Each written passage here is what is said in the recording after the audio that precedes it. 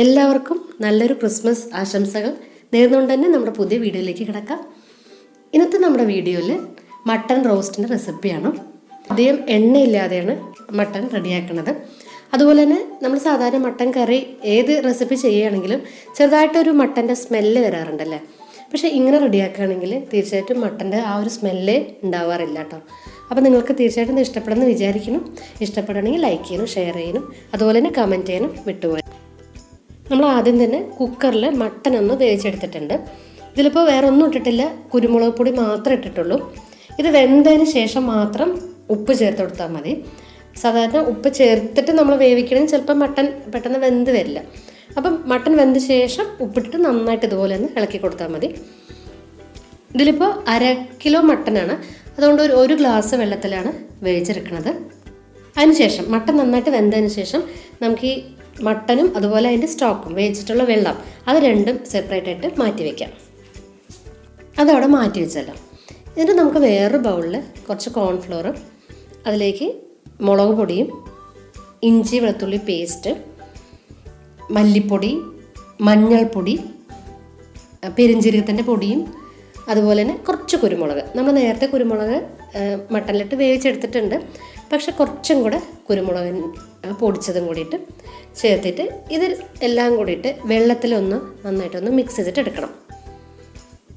വെള്ളത്തിൽ മിക്സ് ചെയ്തിട്ട് പാകത്തിന് ഒരുപാട് കട്ടിയിലല്ല, എന്നാലും ഒരുപാട് ലൂസായിട്ടും അല്ല. അതുപോലെ തന്നെ നമുക്ക് കുറച്ചും കൂടി ഉപ്പും കൂടെ അതിൽ ചേർക്കണം കേട്ടോ. ഈ മാവിന് ആവശ്യമുള്ള ഉപ്പ് ചേർക്കാം.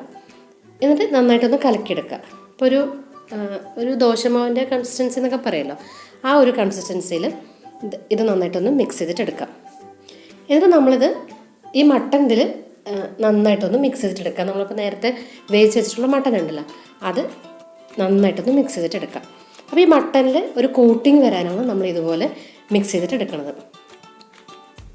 എന്നിട്ട് വേറൊരു കടായിൽ ചെറുതായിട്ട് എണ്ണ ഒഴിച്ച് കൊടുക്കുക. ഒരു 2 ടീസ്പൂണ്, ടേബിൾ സ്പൂൺ അല്ല കേട്ടോ, ടീസ്പൂണിൽ എണ്ണ ഒഴിച്ച് കൊടുത്താൽ മതി. എന്നിട്ട് നമ്മൾ ഈ മട്ടൻ എല്ലാം ഒന്ന് ഷാലോ ഫ്രൈ ചെയ്തിട്ട് എടുക്കാം. എല്ലാം ഇട്ടതിന് ശേഷം ഒരു സൈഡ് റെഡി ആകുമ്പോൾ വേറെ സൈഡ് തിരിച്ചിട്ടിട്ട് വേറെ സൈഡും കൂടെ ഒന്ന് നന്നായിട്ടൊന്ന് ഷാലോ ഫ്രൈ ചെയ്തിട്ട് എടുക്കാം. അപ്പോൾ ഒരുപാട് ടൈമൊന്നും എടുക്കേണ്ടതിന് നമ്മളിപ്പോൾ ആദ്യം ഇട്ട് കൊടുത്തിട്ട് ലോ ഫ്ലെയിമിൽ വെച്ചിട്ട് ഒരു 1-2 മിനിറ്റൊക്കെ ഒന്ന് നന്നായിട്ട് ആ കോട്ടിങ്ങും ഈ എണ്ണയൊക്കെ ഇട്ടൊന്ന് നന്നായിട്ട് മിക്സ് ആയിട്ട് വരണം, അത്ര മതി. അതുപോലെ തിരിച്ചിട്ടതിന് ശേഷം ഒരു 2-3 മിനിറ്റൊക്കെ ഇത് നന്നായിട്ടൊന്ന് മിക്സായിട്ട് വന്നാൽ മതി. ആ എണ്ണയിൽ ഇതൊക്കെ ഒന്ന് പിടിച്ച് വരണം, അത്രയേ ഉള്ളൂ. അപ്പോൾ 2 സൈഡും അങ്ങനെ റെഡി ആയിട്ട് കഴിഞ്ഞാൽ വേറൊരു ബൗളിലേക്ക് ഇതെല്ലാം മാറ്റിയെടുക്കാം.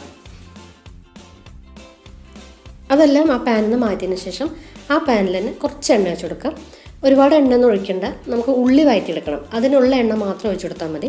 എന്നിട്ട് ഈ സവാള ഒന്ന് നന്നായിട്ടൊന്ന് മൂപ്പിച്ചെടുക്കാം. സവാള നന്നായിട്ട് മൂത്ത് വന്ന സമയത്ത് ഇതിലേക്ക് കുറച്ചും കൂടെ പെരിഞ്ജീരകത്തിൻ്റെ പൊടി ചേർത്ത് കൊടുക്കാം. അതുപോലെ തന്നെ ഇഞ്ചി വെളുത്തുള്ളി പേസ്റ്റും. എന്നിട്ട് നമുക്ക് ഇതിലേക്ക് നമ്മൾ ആ മട്ടൺ വേവിച്ചപ്പോൾ അതിൻ്റെ സ്റ്റോക്ക് ഉണ്ടായിരുന്നല്ലോ, വേവിച്ചിട്ടുള്ള ആ വെള്ളം ഇതിൽ ഫുള്ളായിട്ട് ചേർത്ത് കൊടുക്കാം. എന്നിട്ട് ഈ വെള്ളത്തിൽ സവാള നന്നായിട്ടൊന്ന് വറ്റിച്ചിട്ടെടുക്കാം. ഇതുപോലെ ഒന്ന് വറ്റിയിട്ട് ഒന്ന് കുറുകി വരുമല്ലോ, ഈ സമയത്ത് നമ്മൾ നേരത്തെ ഫ്രൈ ചെയ്തിട്ട് വെച്ചിട്ടുള്ള മട്ടൻ ഉണ്ടല്ലോ അത് ചേർത്ത് കൊടുക്കുക. അതുകൂടെ ചേർത്തിട്ട് വീണ്ടും ഇത് നന്നായിട്ടൊന്ന് ഇളക്കിയെടുക്കുക. അപ്പോൾ ഇത് കണ്ടോ, മട്ടനിൽ ഇതെല്ലാം കൂടി നന്നായിട്ട് മിക്സായിട്ട് വന്നോട്ടെ. നന്നായിട്ട് ഇതുപോലെ ലോ ഫ്ലെയിമിൽ വെച്ചിട്ട് കുറച്ച് നേരം ഒരു 5-10 മിനിറ്റൊക്കെ നന്നായിട്ടൊന്ന് ഇളക്കി കൊടുക്കുക. അപ്പോൾ ചെറുതായിട്ട് വെള്ളത്തിൻ്റെ അംശമൊക്കെ ഉണ്ടെങ്കിൽ അതൊക്കെ ഒന്ന് പൊയ്ക്കോട്ടെ.